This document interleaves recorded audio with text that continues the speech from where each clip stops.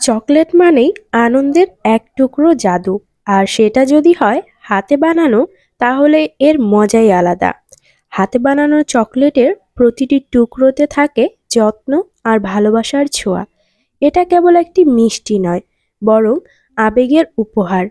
এটাকে চকলেটও বলতে পারেন, আবার বলতে পারেন মিষ্টি। আমার মেয়ে তো এটাকে রীতিমতো নাম দিয়েছে মিষ্টি। এটা দেখতে যতটা না লোভনীয়, খেতে কিন্তু তার চেয়ে অনেক বেশি মজাদার।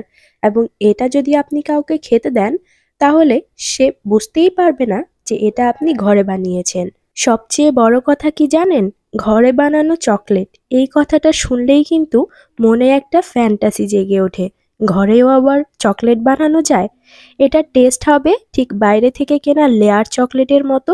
আমি তো বলবো তার চেয়েও বেশি মজাদার। মুখে দেওয়ার সাথে সাথেই এটার স্বাদ আপনার মুখে ব্রাস্ট হবে এবং ধীরে ধীরে মেল্ট হতে থাকবে। এটা আমি বানিয়েছি প্যারা সন্দেশের পুর অর্থাৎ মিক্স থেকে। চাইলে প্যারা সন্দেশের রেসিপিটা দেখে নিতে পারেন।